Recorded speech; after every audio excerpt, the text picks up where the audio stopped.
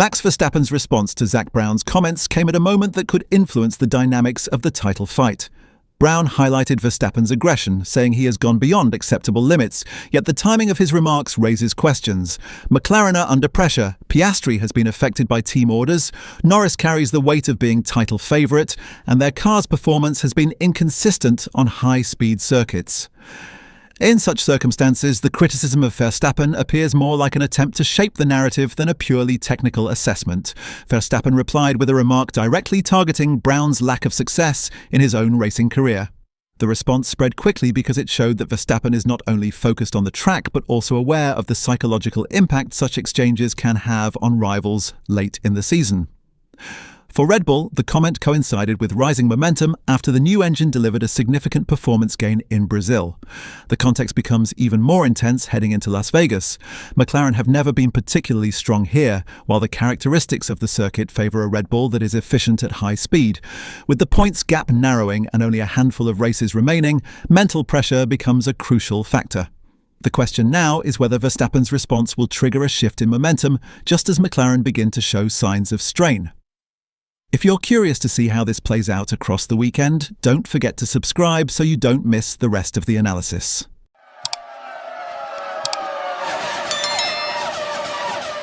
As the season enters its final stretch, the exchange between Brown and Verstappen provides a window into two teams heading into the most delicate phase of their respective campaigns.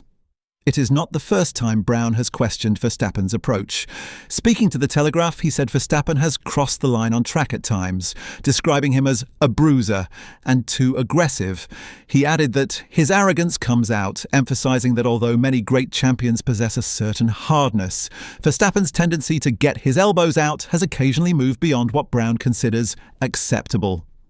He referenced Verstappen's wheel-to-wheel fights with Lewis Hamilton at Interlagos, saying, "In Brazil against Lewis Hamilton over time, a handful of his passes on Lewis were overly aggressive." These comments echo assessments made in previous seasons, including Brown's remarks last year in which he said, via Viaplay NL, that Verstappen is such an awesome racing driver, just don't think he needs to drive like that, drive like the world champion that you are. It was unnecessary, puts everybody at risk, and it's not clean racing. Verstappen's reaction to Brown's older comments resurfaced quickly. "I always find that really funny, coming from someone that failed themselves in racing." Delivered with a laugh, the line has regained relevance now because it shows how readily Verstappen will defend himself when the conversation shifts from on-track judgment to personal character. It also illustrates how little patience he has for commentary he regards as hypocritical or politically motivated. But it is the timing that heightens the significance. McLaren's internal dynamics have become increasingly complicated. The so-called papaya rules, where the team have instructed Piastri to concede track position to Norris under certain conditions, have clearly affected Piastri's confidence. Piastri admitted that the Italian Grand Prix team order and the subsequent pressure contributed to his errors in Azerbaijan, where he crashed, jumped the start, and then crashed again. The 6-point swing to Norris from that weekend has become a notable factor in the title standings. That gap now sits at 24 points between the two McLaren drivers, while Verstappen remains 49 points behind Norris with 83 available over the remaining rounds. So McLaren enter Las Vegas with two intertwined problems: a tightening title battle between their own drivers and an increasingly threatening Verstappen, who now has both pace and political momentum. For a team that rose sharply from one of its lowest periods to challenge for a championship again, the stakes are considerable. Andrea Stella admitted recently that McLaren had to take actions to address their historical struggles at Las Vegas, pointing to aerodynamic issues when running low rear-wing configurations and inefficiencies they observed while trying to compensate for tyre graining and understeer.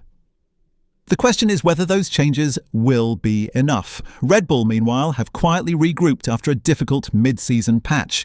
Their decision to change Verstappen's engine in Brazil after a disastrous qualifying session, both Verstappen and Tsunoda were knocked out in Q1, resulted in a pit lane start. Laurent Mekies explained that while the team had originally been on track to finish the year without needing an engine change, they felt that we would take the opportunity mainly because we wanted to change the car again. Verstappen's drive to the podium from the pit lane proved the wisdom of that approach. McLaren, however, raised questions about whether the cost of the new engine should fall under the cost cap. Stella said, "These kinds of power unit changes challenge the regulations," and stated, "I will be interested in understanding if the cost of this engine now goes in the cost cap or not. If the engine was changed for performance reasons, it should go in the cost cap." The implication is that Red Bull found a performance gain large enough to affect the championship picture, and Brown's comments about Verstappen could be seen as a way to undermine the momentum of a rival who has just demonstrated a worrying rebound. Former driver Tim Coronel described Red Bull's Brazil engine decision as very smart, saying that with Las Vegas requiring as much power as possible from the engine and as little downforce as possible, the timing could give Verstappen a significant advantage.